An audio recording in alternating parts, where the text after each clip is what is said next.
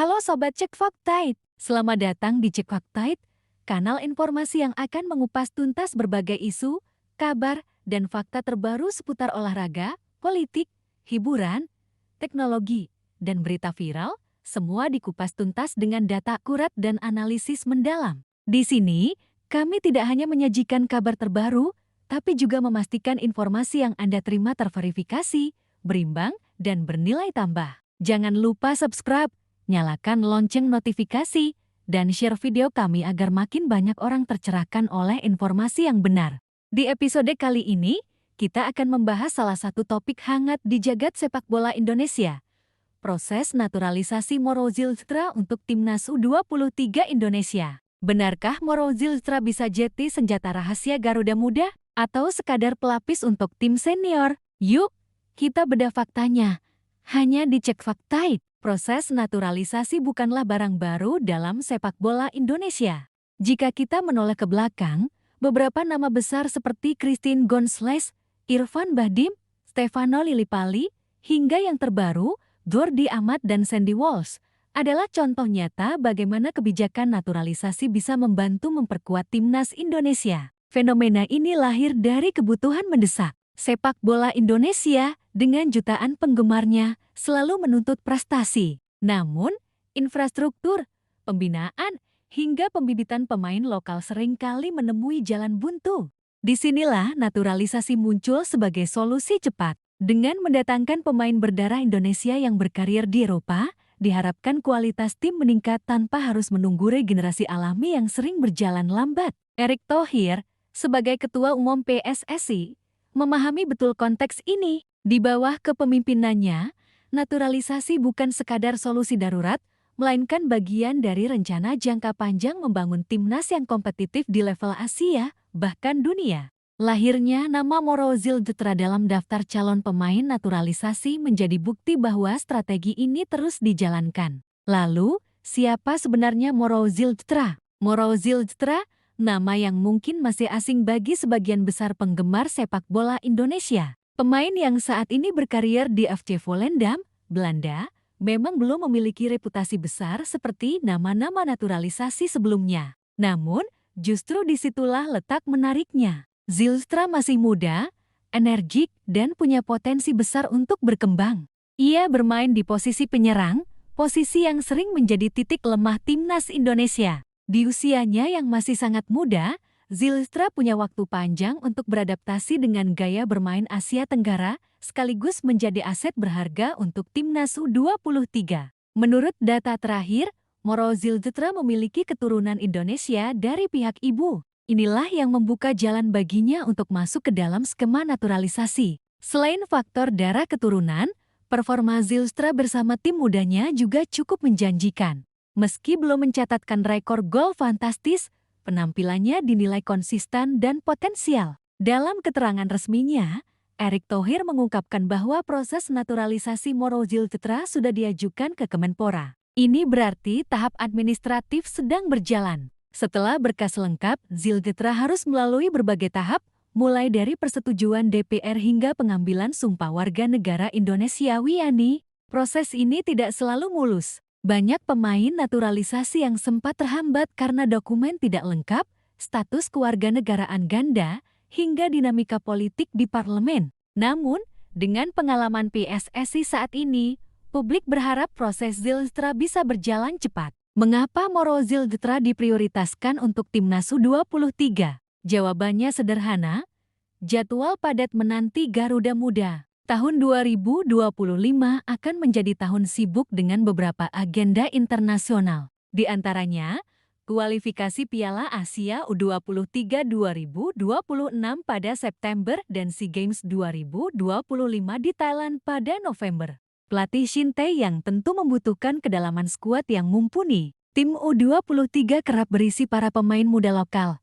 Tapi dengan jadwal yang padat dan lawan yang semakin kompetitif, kehadiran pemain naturalisasi seperti Zylstra bisa menjadi pembeda. Selain itu, pola main timnas di bawah Shin Tae-yong menuntut penyerang yang punya visi bermain modern, pressing tinggi, cepat, dan mampu mengeksekusi peluang dengan efektif. Zylstra diharapkan memenuhi kriteria tersebut. Menarik untuk melihat siapa saja pesaing Ziltetra di lini depan Timnas U23. Nama-nama seperti Ramadan Sananta, Ronaldo Kuateh, hingga Hoki Caraka tentu tidak bisa dipandang sebelah mata. Mereka adalah striker muda Indonesia dengan jam terbang tinggi di kompetisi lokal maupun internasional. Namun, kehadiran Ziltetra bisa memunculkan kompetisi sehat. Hal ini bagus untuk kualitas skuad. Para striker lokal akan terpacu meningkatkan performa agar tidak kehilangan tempat. Sementara itu, Ziltetra harus membuktikan diri bahwa dirinya layak masuk skuad utama, bukan hanya sekadar pemain titipan. Meski difokuskan untuk Timnas U23, Erick Thohir secara terbuka menyebutkan bahwa Moro Ziltetra bisa menjadi pelapis all-round di Timnas senior. Pernyataan ini mengundang diskusi menarik. Apakah benar Ziltetra cukup mumpuni untuk bermain di level senior? All-round sendiri, striker naturalisasi asal Belanda, baru saja menjalani debut gemilang. Namun, posisi penyerang di Timnas senior belum sepenuhnya solid. Indonesia masih membutuhkan opsi cadangan yang setara, terutama menghadapi jadwal padat di kualifikasi Piala Dunia 2026 putaran keempat. Tak bisa dipungkiri, proses naturalisasi sering memicu pro kontra di kalangan supporter. Sebagian mendukung karena melihat manfaat instan. Sebagian lagi skeptis karena khawatir menghambat pemain lokal berkembang. Kasus Moro Ziltetra tidak luput dari perdebatan ini. Beberapa pihak mempertanyakan, apakah mendatangkan pemain muda dari Belanda lebih baik daripada memaksimalkan striker-striker lokal yang sudah ditempa di Liga 1? Namun, PSSI menegaskan bahwa kebijakan ini bukan untuk mematikan talenta lokal, melainkan melengkapi kekurangan yang ada. Jika proses naturalisasi berjalan lancar, Timnas Indonesia baik U23 maupun senior akan memiliki kedalaman skuad yang lebih baik. Garuda sudah menembus putaran keempat kualifikasi Piala Dunia ke-2026. Lawan-lawan berat seperti Jepang, Korea Selatan, dan Australia menanti. Untuk bersaing di level Asia, Indonesia butuh pemain dengan standar Eropa, baik dari segi fisik, mental, maupun teknik. Nama-nama seperti Sandy Walsh, Gordy Amat, dan Rafael Struijk membuktikan bahwa pemain diaspora bisa diandalkan. Beberapa pengamat menilai Moro Ziltetra bukan pemain ajaib yang akan langsung mengubah wajah timnas.